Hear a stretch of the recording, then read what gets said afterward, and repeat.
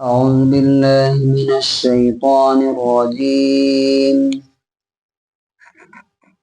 بسم الله الرحمن الرحيم.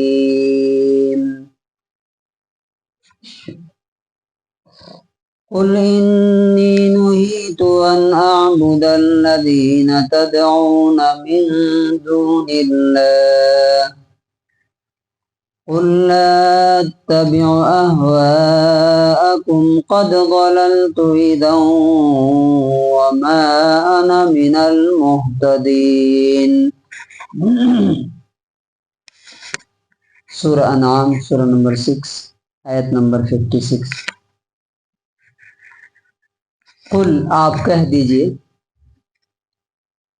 انی نہیتو بے شک مجھے منع کیا گیا ہے، روکا گیا ہے. کس چیز سے؟ ان اعبد کہ میں عبادت کروں، الذین ان لوگوں کی، تدعون جنہیں تم پکارتے ہو، جن کی تم عبادت کرتے ہو، من دون اللہ اللہ کو چھوڑ کر کے، یعنی اللہ کو چھوڑ کر کے جن کی عبادت تم کرتے ہو، مجھے ان کی عبادت سے کیا کیا گیا ہے؟ روکا گیا ہے، منع کیا گیا ہے. قل آپ کہہ دیجئے لا اتبع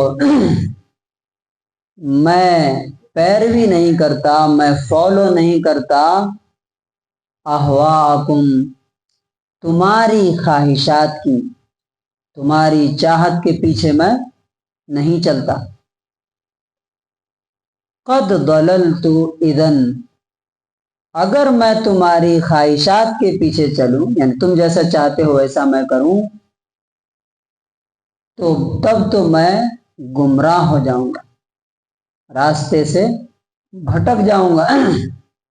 وما انا من المہتدین اور پھر میں صحیح راستے پر نہیں رہوں گا. اس کا انگلش ٹرانسلیشن ہے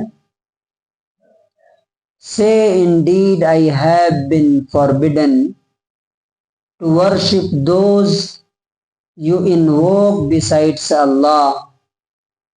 Say I will not follow your desires. I would have then gone astray and I will not be of the rightly guided. اس آیت سے ہمیں کیا سیکھنے کو ملتا ہے؟ ہمارے لیے کیا لیسن؟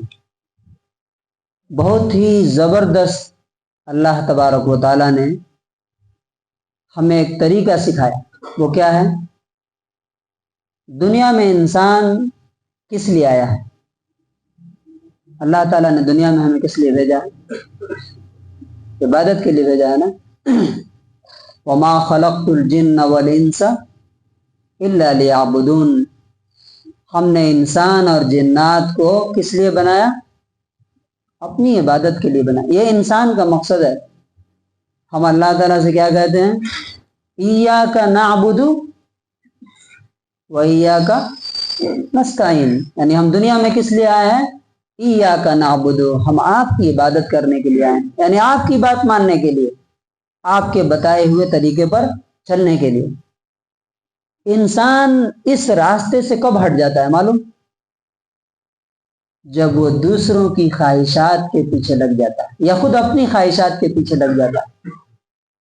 اللہ کے راستے سے ڈائیورٹ کرنے والی چیزیں آج آپ دیکھیے، جتنے لوگوں کو آپ گمراہی کے غلط راستے پر آپ دیکھتے ہیں، وہ کیا ہے؟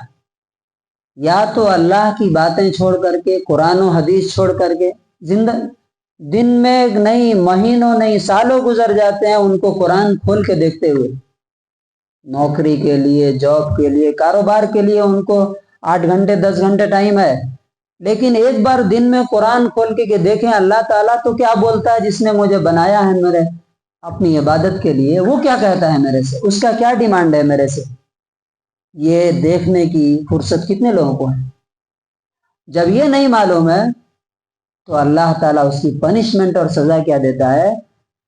وہ اپنی غلامی سے جب اللہ کی غلامی چھوڑ دیتے ہیں تو پھر وہ لوگوں کی غلامی میں ان کو دھکیل دیتا ہے. پھر وہ کیا کرتے ہیں؟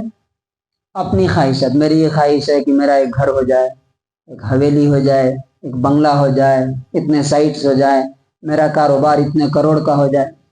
یا پھر دوسروں کی خواہش، کس کی؟ بیوی کی خواہش. یہ ان کی یہ خواہش ایک پوری کی، دوسری خواہش، تیسری خواہش، اسی طرح قبر تک پہنچ جاتے ہیں.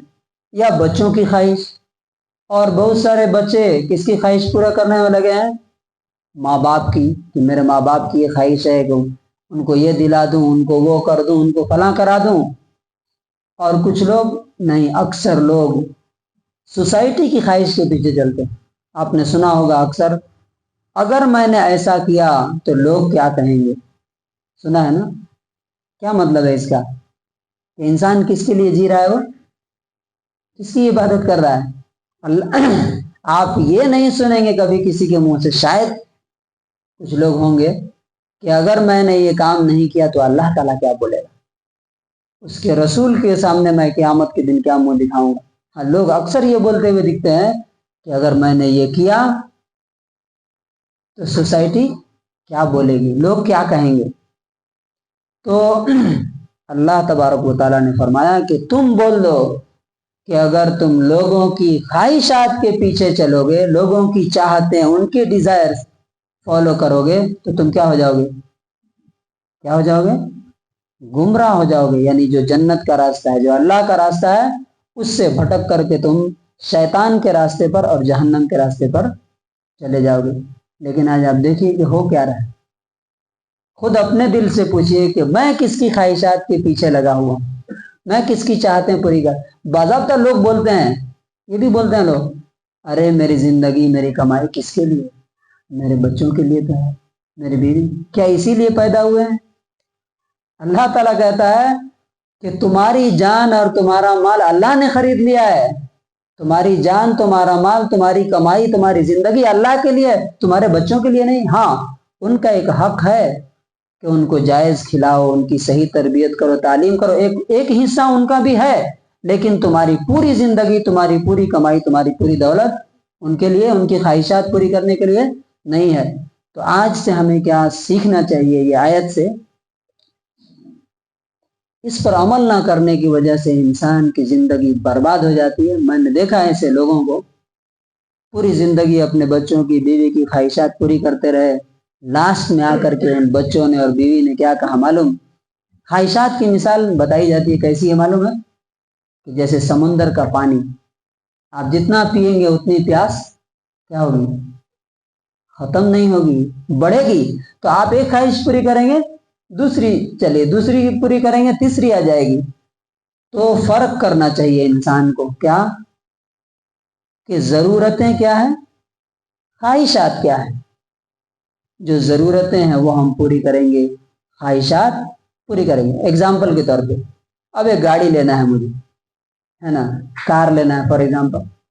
تو اس کی ضرورت 2 لاکھ، 3 لاکھ، 4 لاکھ اور 2 کروڑ، 10 کروڑ میں بھی پوری ہو سکتی ہے. تو اب ہمیں کیا کرنا چاہیے؟ ضرورت پوری کرنا ہے کہ فلاں ماڈل کی کار چاہیے کہ تمکر میں لگے کہ ان کی کوئی حیثیت ہے. یہ کیا ہے؟ خواہشات ہے. یہ تو کنکلوژن اور خلاصہ یہی ہے اس آیت کا کہ ہمیں صرف اور صرف کس کی مرضی کے مطابق زندگی گزارنی ہے؟ اللہ کے. ہمیں اپنی، اپنے بیوی بچوں، اپنے خاندان، سوسائٹی یا لوگوں یا دنیا والوں کے حساب، ہمیں ٹرینڈ اور فیشن کے حساب سے زندگی نہیں گزارنا. اگر ہم ایسا کریں گے تو اللہ تبارک و تعالیٰ نے بول دیا کہ کہہ دو اگر میں تمہاری خواہشات کے پیچھے چلوں تو میں کیا ہو جاؤں گا؟ گمراہ ہو جاؤں گا اور صحیح راستے سے ہٹ جاؤں گا. تو اللہ تبارک و تعالیٰ سے دعا ہے کہ اللہ تعالیٰ ہمیں اس کے راستے پر چلنے کی توفیق نصیب فرمائے اور لوگوں کی خواہشات کے پیچھے چلنے سے ہم سب کی حفاظت فرمائے.